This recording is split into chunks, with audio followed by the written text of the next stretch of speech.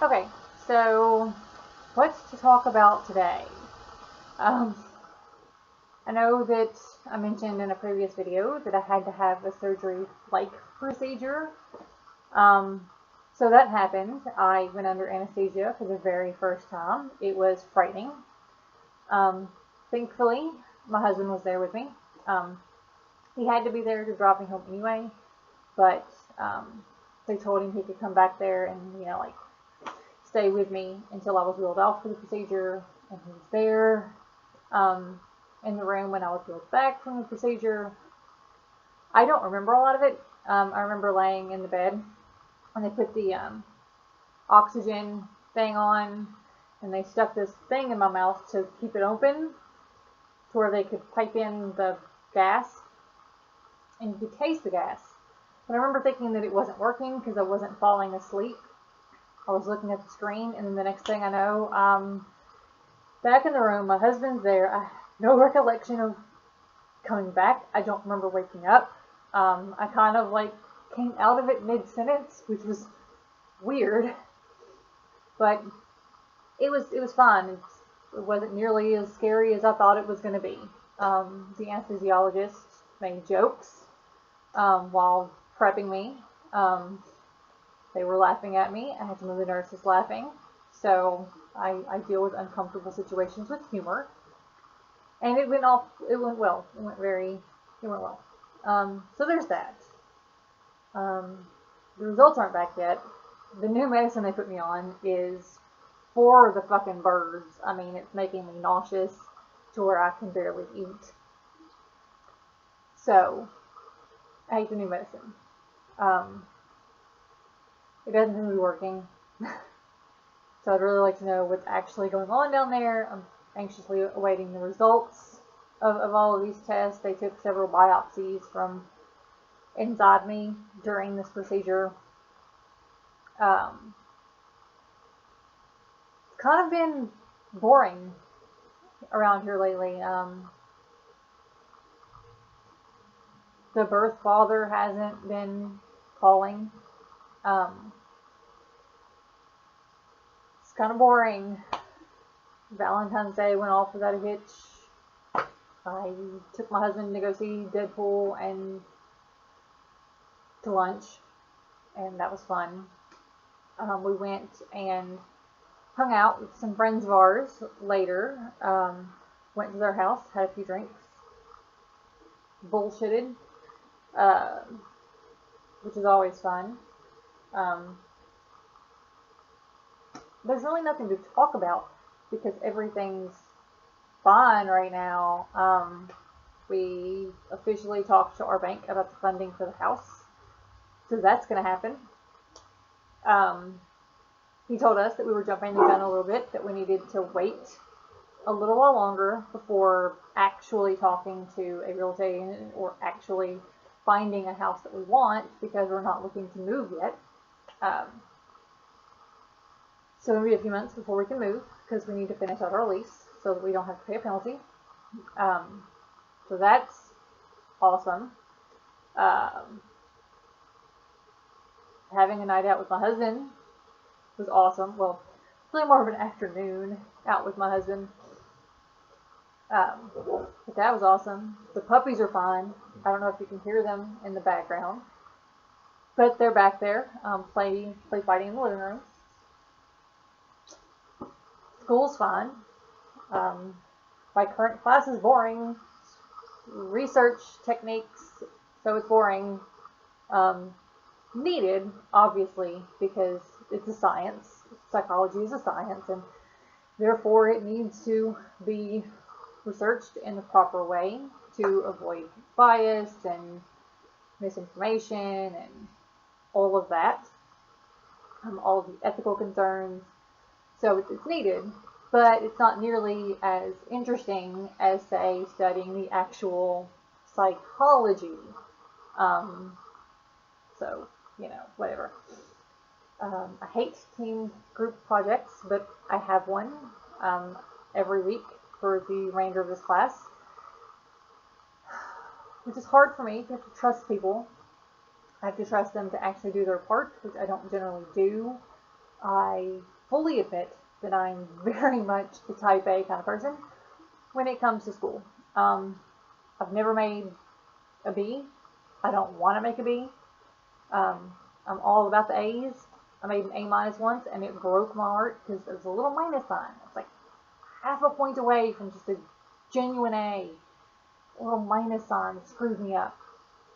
It also lowered my GPA, so now I have like a 3.99 instead of a 4.0. It's also annoying. So I'll never be able to get that little bit back to give me a 4.0. But that's fine. Everything's fine. I mean, good things are happening. It's kind of weird. I'm not used to good things happening so much. I'm used to like bad things happening. Like, just bad things. I did notice something when I was preparing for surgery. I had to take off all of my jewelry, and my wedding band and my engagement ring don't ever come off. I don't ever take them off. I shower in them, I sleep in them. They don't come off. And also, I got a chain to put my old ring on because he bought me this ring, which you can probably not really see that well. But this was the first engagement ring, but we had to get another one because this one was causing problems for my finger because of the type of metal it is. And then this ring, which is the ring that he gave me when I ran off to Florida, kind of to remember him by, and so that I would eventually realize that I was in love with him and he with me. So this never comes off. I don't sleep in this. But every morning, the first thing I do when I wake up is put it on. I shower in it. Even when I get really fancy pants dressed up, I keep it on. If there's any way to keep it on, I keep it on. Because this was his declaration of love, and this was his, promise to spend the rest of his life with me. And then these are the ones that actually symbolize, our life together. So they all have very sentimental value, and I don't take them off. This ring I actually sleep in. So it felt weird. I felt like there was a genuine change in my emotional state from, the point that I took off all of the jewelry. Taking out my earrings didn't bother me. Taking off my class ring didn't bother me. All the other jewelry that I was wearing didn't bother me. The ones that are specific to my relationship with my husband, I felt that, which is kind of strange because before I was incarcerated, I had a lot of piercings. I had like 4 holes and 4 holes, and then I had one up here and then one up here, and the 3rd and 4th hole down here grew up while I was locked up. This hole grew up while I was locked up. I had my eyebrow, my lip, my labret, and my nostril, my left nostril, pierced. All of those grew up. And I remember standing in front of the mirror in the hotel room the night before I turned myself in. And I remember taking out these piercings because I knew that they wouldn't allow me to keep them. My lawyer had told me that they would take this from me, so I might as well take them out now. And I remember being very upset at the loss of my identity because I identified so much as this punk rock goth kid.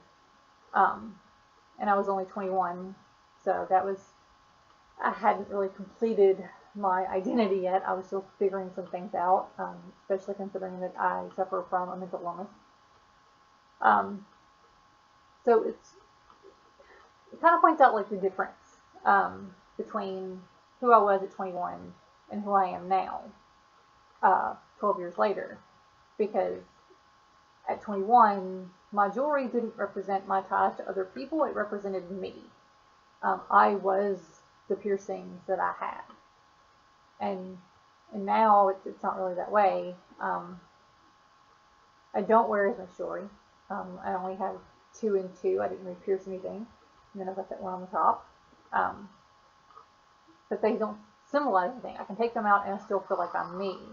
I don't feel like I'm me if I'm not wearing the ones that are sentimental. Um,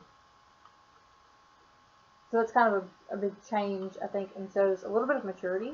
I like to think that that shows a little bit of maturity on my part, that I'm more mature at 33 than I am at 21. So, yeah, that's nice. I don't really know what else to say. Well, you know what? It is strange because my piercings used to identify me, and now to some degree my tattoos do. I've got Harley Quinn. Can't really see it, but I've got Harley Quinn right here, and then over here I have the Guild of Calamitous Intent. Harley Quinn, obviously, kind of important to me because she was a psychiatrist who went insane. And I was an insane person who is now becoming a psychologist. So it's kind of like the reverse me. And part of her insanity came from the fact that she, fell in love with Joker. And, my husband doesn't drive me towards insanity.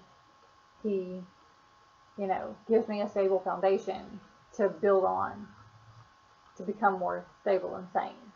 He's not the reason that I'm stable or sane, but my relationship with him gives me kind of like a stable foundation to build on. And then I've got this heart on my chest. It's probably be inappropriate to show people, because and I have the FTVA along with the column on my back. Don't forget to be awesome, the Nerdfighter thing. And they all have some kind of sentimental value to me. Harley Quinn because she's the reverse me, and then the Guild of Calamitous Intent because they're the bad guys, right? But they're just people. They're just people. And there's always a backstory to how they became evil. It's, like, the Monarch isn't really evil. He really hates Dr. Venture. And you know that it has something to do with stuff that happened in school and in college. You don't really ever get the full picture of that, but you know. He's not really evil. He loves his wife. He loves Dr. and Mrs. the Monarch, who I'm also going to give a tattoo of because I love her. And it's, I don't know, I identify with the Guild more than I do with the Office of Secret Intelligence, which is what my husband has on him. And then DFTBA because I identify strongly as a nerd fighter. I am a nerd. I'm a geek. And, I love learning. I'm very into a lot of fandoms. I lose myself in the fantasy of it all. And I do enjoy charity and activism, and I try to make the world a better place than it was yesterday. Even if the only thing I can do for that day is, make my puppies feel loved, that's something. I did something good. And I kind of try to live my life according to that code. The don't be a dick code. The Will Wheaton code of how to live your life. Just don't be a dick. Just be nice to people. There's no reason to be evil or mean to people. So, there's that. And then the heart on my chest it's a heart that's being ripped in two, and from the rip pattern, you see these two faces emerging in the rip pattern. And so, not only is it artistically kind of badass, although the artist who did it wasn't the greatest of tattoo artists. He wasn't the worst by far, but it's also not the greatest piece that I have on me. But I don't know,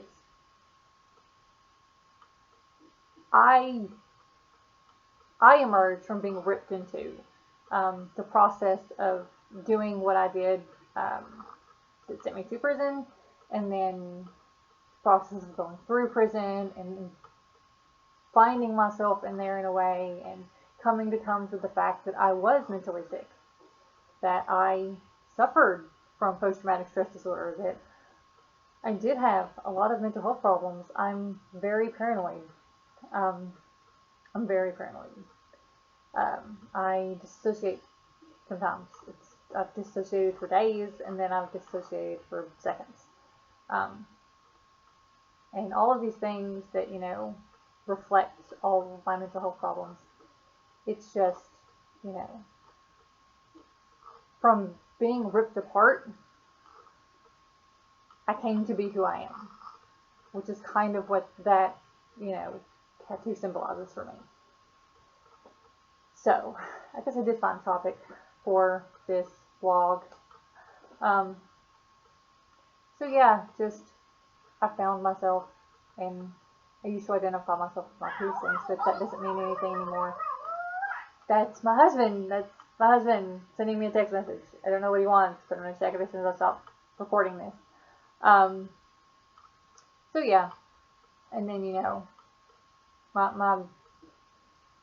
my tattoos speak to me, even though they just look like nerd tattoos,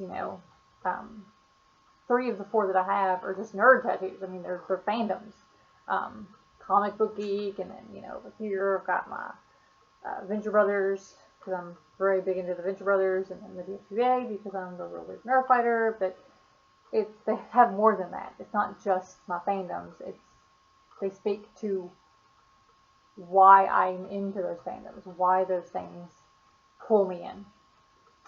Anyway, so I'm going to go see what my husband wants, and maybe make me some lunch, play with the puppy, something, I don't know. But I will see you next week.